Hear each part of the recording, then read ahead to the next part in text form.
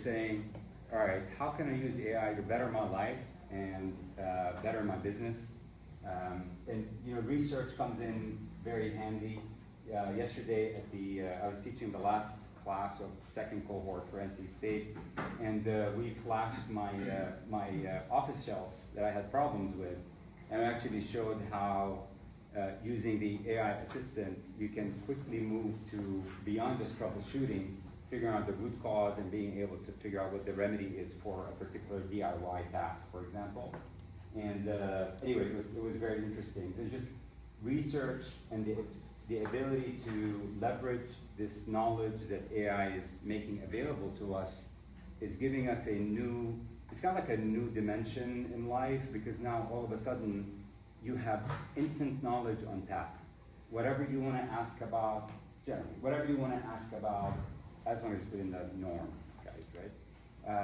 You're having a problem, you're having an issue in business, in technology, in whatever, you can tap into AI and be able to bring the best and the greatest, at least what's been published and what's been trained in the model to help you fix or address the problem or the situation. So why are those skills so important? So specifically for today, we're going to focus on research. So research for any topic that is on the docket for you. You're making a stuffed turkey for Thanksgiving, and you've got issues. You want to do some research. You can actually use this stuff. You've got a software problem that you're trying to fix. You can use this. So how do we go about this research? So first of all, in looking at this probably maybe in the context of people that are trying to build businesses or solve complex problems for organizations, the amount of data, the volume, the velocity is just like mind-boggling, the amount of data that gets generated on a daily basis. And your ability, we can only process so much. There's so much of it coming at such a fast pace, it's just kind of overwhelming. So when we look at how we can employ AI, it helps shifting research, our research from basic finding of the information to actually moving towards being able to do intelligent synthesis, so we can make sense out of all of this information. Because the problem is just the volume of information, and you gotta kind of start sifting through it, and you're gonna have to start kind of connecting the dots. There's nothing wrong with that, but just to like the point that I was making yesterday, I'm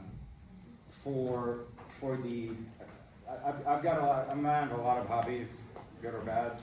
So what always bugged me, it was the fact that, like, I want to get this task done, but in order to get this task done, like mount my shelf, I gotta fix so many problems along the way. Problems are interesting, but that's not what excites me. What excites me is finishing the project. So what I believe AI is doing now is kind of short-circuiting all these walls that you hit as you're doing your project, and you can actually now very quickly kind of crush through them to actually get what you want done, versus becoming an expert on home construction and where the studs are located, and like all of a sudden it becomes more easier about the end task that you're trying to accomplish. So that's where this research intelligence synthesis point comes from. Faster, more reliable insights to support smart decisions. You cut through the noise by getting to the relevant themes and trends, and then it's making sure that you keep the competitive advantage and agility.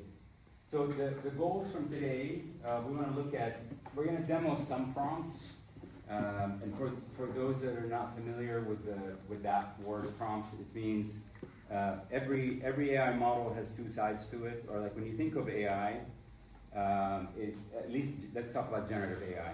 So how many are familiar with like classical machine learning versus generative? Do you guys understand the difference? 1, 2, all right, let's take a minute to talk about this.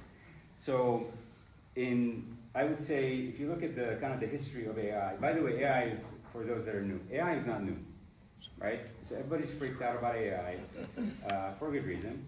It's been around since the 50s. So the first person, we talked about this in the last section, the person that kind of coined the term AI was Alan Turing, when he built that machine that broke the cipher for the Allied forces, right? And instead of trying to brute force the mathematics, which would have been impossible, like by even a group of humans, even no matter how smart they were, he built a machine to do it, and then he kind of foresaw an intelligent machine that can reason. And we've been on this crusade to build this machine for like forever, right? And in the 90s, so from 50s into the 90s and the 2000s, there's a lot of neural networks and data that the kind of discipline of AI kind of progressed. And then a big part of the discipline was machine learning. So it's good for you to know this. We're not going to delve into too much detail, but it's just good for background. Now, machine learning is about saying, hey, I'm going to give you all this data. You know, when you have these input parameters, this is the output. Now I'm going to give you millions of records, and you're going to learn, oh computer, if I give you new data, you will tell me a prediction for what the output would be. An example of this would be housing prices. Housing market sucks, by the way. The classical example at Stanford, I studied under Dr. Andrew Ng in 2019. The one that they always like to use is the Boston, I don't know why, the Boston housing market. You just go get all their data for so many years, and then we build a machine that would look at number of bedrooms, the neighborhood, the acreage, blah, blah, blah, all the parameters, and then what was the selling price. And then it's like thousands and thousands of records, and we use machine learning to actually have that machine predict a new house coming on the market, what should the price be, based on all the data that came from. So that's machine learning. This was kind of the case all the way through to 2010, actually 2010, 2015. It is so prevalent today. Whenever you guys apply for a credit card, God forbid, you're going through some kind of a machine learning algorithm and a risk engine that's actually predicting your behavior and deciding whether they should grant you that credit or not. So machine learning has been around for a long time, and it's going to continue to be in use. It has not gone away because generative AI doesn't do it. I mean, there's uses for generative AI. Now, generative AI kind of just came screaming out loud in 2021 when OpenAI released GPT-1, and it was based on Google's Google, the AlphaGo, the language translation model. So when you translate.google.com, you're using the kind of the first generation of ChatGPT and similar, because that model is what enabled them to do translation so quickly and so accurately, and then it was adapted, and this is what they call generative AI, which is more about you train, so we've talked about classical or machine learning, where you take data and it starts predicting you take data and you train it on the output, and it starts predicting the output based on new data. That's kind of like machine learning classical. There are different variations of that, we're not gonna get into it. But generative AI is about, I'm gonna take up like gobs of data, I'm gonna train the model, and then I'm gonna actually prompt it. I'm gonna ask it a question, and then it's gonna generate output, new output that never existed before. That's generative AI, right? Now, with ChatGPT and all that, the generative part is text-based, right? So I take all the data that's on the internet since dawn of time in 1992. Dawn of time is 1992. That's when the internet became public. And then we train the model on everything from publicly available from 1992 all the way through today, right? And then once it's trained, we do reinforcement learning to make sure that we take out biases and problems in the model, and we hide, information that should not be in people's hands, you know what I mean?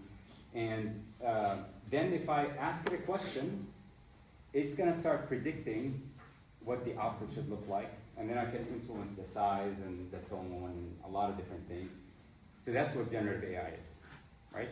So if you take a look at the generative AI models like ChatGPT, Microsoft Copilot, Perplexity, Grok, Claude, and all of these models, there's kind of two sides to the coin, I always say. The first side is the training. Have you trained it properly? Have you done reinforcement learning to make sure you remove the biases and all of these things, and everything that will make it a balanced AI? Because the problem, we talk about hallucination, you guys heard that term? Oh, this thing hallucinates, right? Oh, this thing is biased, this thing is racist. Well, guess it's not the AI that's racist, it's people that are racist, and it's actually being trained on people's data or what people are saying. And this model is gonna be ultimately whatever you end up training it on. So the reason that we like ChatGPT at TCLI, all models are good, no problem, take your pick, is we believe it's got the biggest investment against creating a balanced bot. One that actually does remove biases, one that actually has so much uses that they've gone down the wrong path and they've brought the bot back to, they've learned from that experience and they've fixed it. That the other models may or may not be as good. But again, you can take your pick with the model or the company that you like to go with. But the other side of the coin are the questions. So a lot of the old timers, when I say you gotta learn how to ask the questions, they kind of like nod because they know it's all about asking questions, whether it's AI or it's not AI. Even if like in your personal life, you say you want a better outcome, ask a better question, right? That's what Tony Robbins taught me at least. So the other side is going to be about the prompt. So the question is the prompt. So when we're saying what kind of prompts, we're going to look at a simple demo or some demos. You're going to have to take this and run with it. An hour and a half to me is like a drop in the bucket, but we'll try to do the best that we can. Summarize and synthesize complex information, validate sources through thoroughly to make sure that you reduce bias, and then integrate it into your daily workflow. And then really kind of converting this into a trusted assistant. And I think we are kind of triangulating within, at TCLI over this past year, we've been doing a lot of work for us as in our products and in teaching. We're all triangulating on what this thing really is, an assistant. If anybody thinks it's different, you're headed for trouble. At least that's my opinion. It cannot be in the driver's seat. Any questions? Great. So how do you go from search to synthesis? And what's the difference, right? So this traditional and classical way that we've been using, since maybe 2000, when Google came out, 19-something, 2000, we actually go into a search box and we start hammering in something. We'll take an example. Let's just take those like bookshelf, the bookshelves that I was installing, or the office shelf that I was installing. In the traditional way that we do it is we'd open Google search or Alta Vista for those that remember that, and then we put in these kind of keywords, building a bookshelf or whatever, right? And then it will give you kind of these pages and pages and pages of content, and you as the researcher, let's say, you have to go into each one of these and start pulling the nuggets that make sense, and then maybe do additional searches. There was a lot of time that you invest in the kind of the traditional search, let's say. And then you get like, you have like the Google, but at the bottom it's like Google, right? Like so many pages of available content, because again, since the dawn of time, since 1992, there's just a lot of crap, excuse my French, on the internet. And it's just gonna, Google went and just indexed all that information, meaning that it went to every single page that's been published, and it created a kind of a database of every page and these words. So when you type that search, it's kind of like a mindless matching in a way, right? And then it's left to you to do the actual, walking into every single, like clicking on every page and digging into it and extracting what you want. So this is what was happening up until I'd say probably 2022, 2023, because these large language models, these bots were not around, like ChatGPT and Perplexity and so on and so forth. Now, the difference with these tools now is that, think about if you ask the proper question, so here, this is a big qualifier, right? If you write the proper prompt and you ask the proper question, you shift the manual, work from you to the bot. And then you actually end up with the more of the let's say the synthesized answer for the problem that you're trying to solve, or the information that you're looking to get. So that you don't have to go click on every single one of those pages, start reading and scanning through those, copy and paste the nuggets that make sense. You let the bot do all that, in a matter of minutes, you just shaved off 3, 4, 5 hours worth of your research and pulling your hair because you just like, you know, there's just so many different places that you gotta go to. Now, what it can and cannot do. Quick question, Fadi is back. Sorry, yeah. I have a quick question, we're gonna skip it if it's, but. All right, we're gonna skip it. About that verse, about that verses that you just had up there, with, you know, Google has AI results now, and Correct. just wondering from a person who has a website or any website out there, how it changes, cause it's not using keywords and all the different algorithm, like, for the search results, like Yeah. how, Yeah. could you have a quick blurb about how that's affected the SEO kind of thing? Sure. So, I mean, there are a lot of people that are saying SEO is dead, search engine optimization, and now it's moved to AI engine optimization or something, AEO or whatever. But what you're seeing in Google is Google's Gemini coming back with the answers. So they kind of, because if you look at the under the hood, Google are freaked out because they're losing all this ad revenue now, and they're losing it out to ChatGPT and Perplexity and all of these. So what they've done is they've integrated their Gemini into Google search, so it gives you that result at the top. So it's still this versus that, because it gives you the traditional Google results after it gave you the stuff that's on the right, where it synthesized the information for you with Gemini. Because they know the world has already moved on, and they're playing catch up. So, to, you know, be on page 1, do you have to be answering questions on your website, or? Like, Sorry, again? And like, you know, if people, because usually like the Gemini result or something is answering the question. Yep. You know, like, if you want to be showing up at the top of the search results, would you have to have content that's like answering questions? It's a good question, and I honestly don't have the answer to it. I think that you need to look at, no, but there's been a lot of research and a lot of people coming out talking about AI, like how you actually optimize, or how do you come up to the top of the recommendation for AI. I'd look into those. It's actually something we need to do at TCLI as well. It's just from what I've been able to gather so far, is very much a work in progress.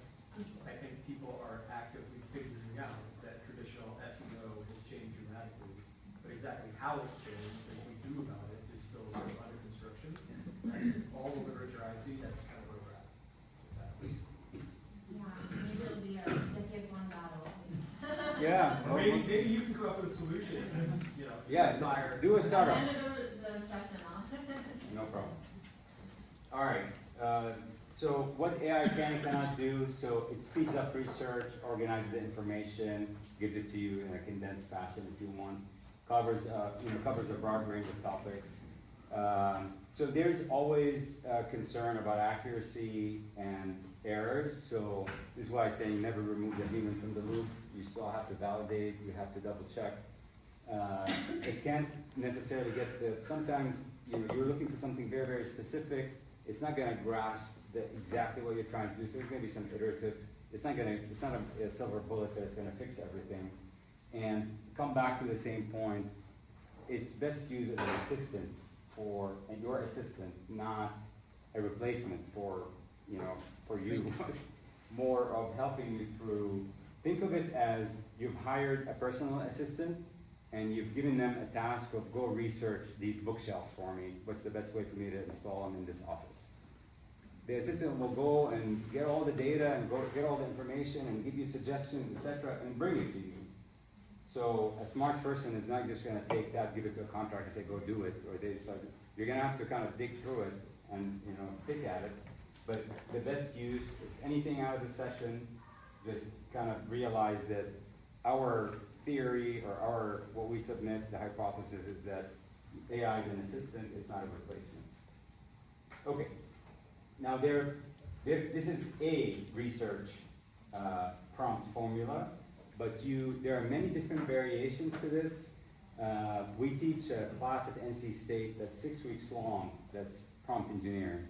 So we're not gonna do this, we're gonna botch it, we're not gonna do this any justice here in like 5 minutes.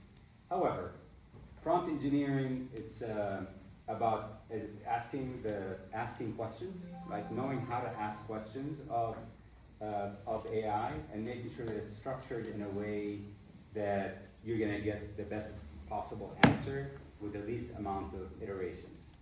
So I'll dispel this myth for you right now. With generative AI, you have to be ready for lots of cycles.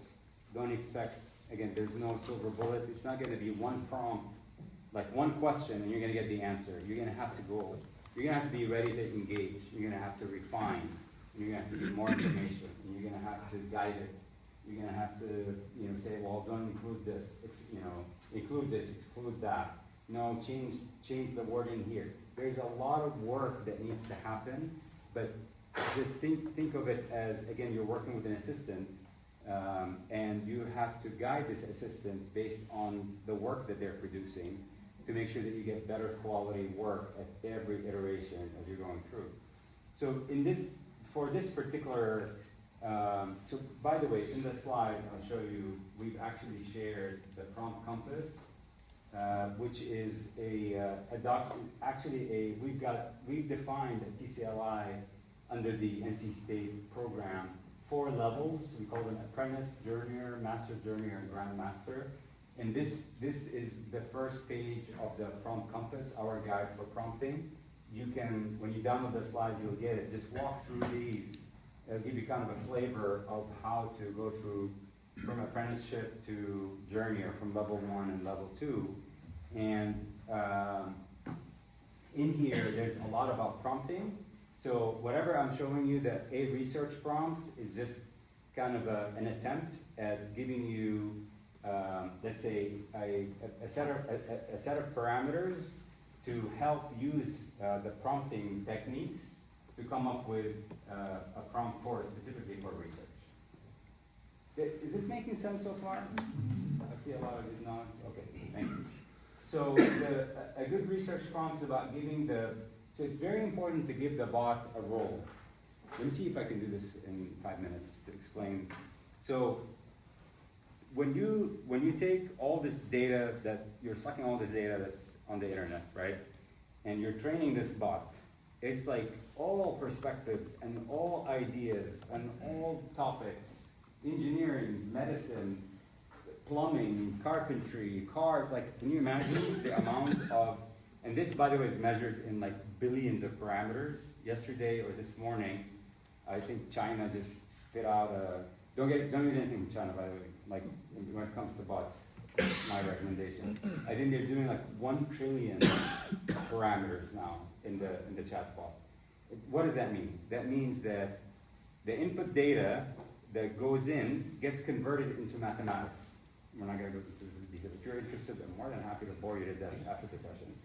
But gets converted into mathematics. And all that gets tweaked so that when you ask a question, the way this thing works and generates the output is based on the question. It will focus its energies, or it will focus its path in the mathematics on the parts that you told it in the prompt.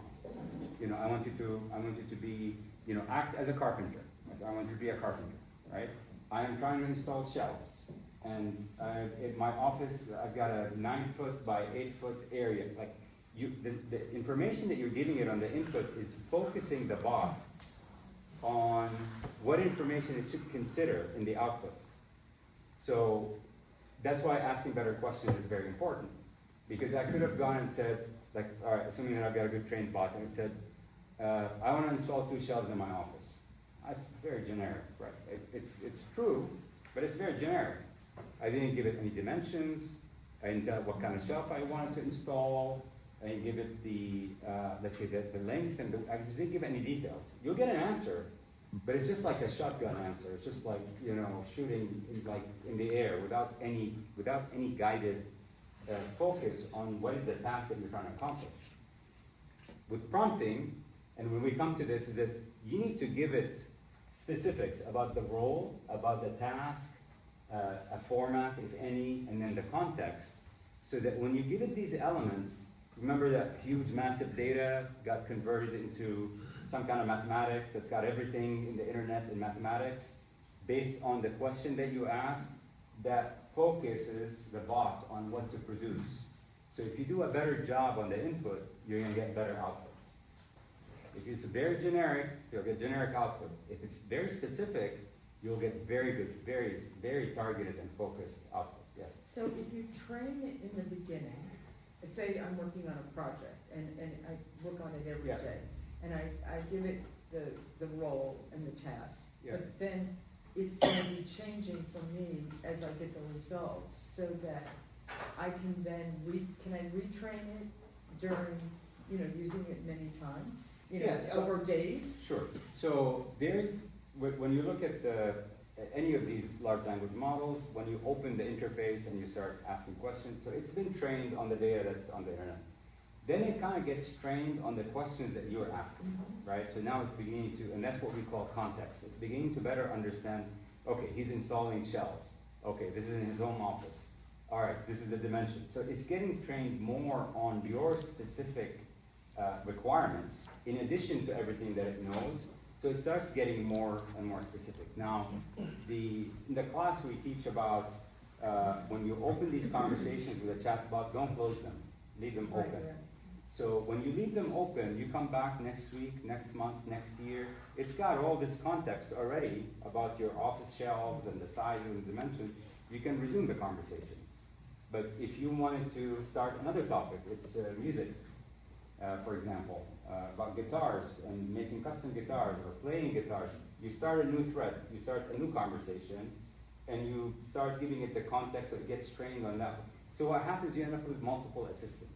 You have a turkey cooking assistant. So you set those up as separate projects, is that right? Because you don't want to be talking about DIY stuff and business in the same project, because, Well, projects are usually, so they're separate threads, okay.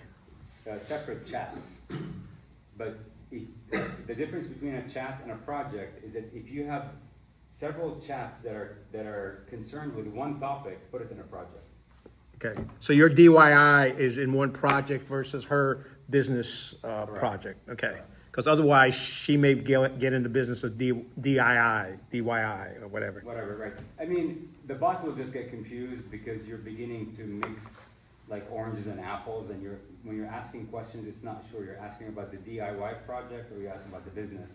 So it's better to separate those into different chats, right? Into different projects. No, so let's take a look real quick. While you're doing that, Scott, you have a question? Yeah, don't close it, don't close the conversation. Don't close the conversation. How do you close the conversation? So, You would have to actively delete. Okay, Yeah. all right. so this is my chat bot. If I click on this little, this is ChatGPT. So this is a new chat right here. It's blank. It's waiting for my input. And then if you look, these are all the chats that I've had with ChatGPT over the past couple of years. I mean, there's a lot of them that keeps loading, right? Now, these different chats may or may not need to be in a project, right? Now, we have a project called 0 to 1, like in my ChatGPT. It is $0 to $1 million for our firm, right, for this year. So everything that's related to the business goes, all the chats, something on academy, something on business model, something on contracts, something on legal, corporate structure, goes into the 0 to 1 project. You see what I'm saying? Yeah, but your DIY project is not going in there, No. right? It's gonna go into a separate folder or a separate conversation. Yeah, So got it. that way, I'm kind of topically organizing my chats so that when I go to that project, I know this project is about this particular topic, or topics that are kind of related, that are closely related. And I want the chats to be aware of what's going on in all these conversations. But you don't wanna mix, again, you know what I mean? Like, you don't wanna mix hobbies with business, with personal, because you're just gonna lose, it's just gonna lose context. It's not gonna give you, it's just like a stream of consciousness again. That's not a good idea. There's no real requirement to use projects. It's not something you have to do. You can continue to just use the individual chats, and that's fine. It's really, like Fadi said, if you want to take multiple chats that revolve around a specific topic, and it's easier for you to organize them that way, that's when you can use a project in GPT.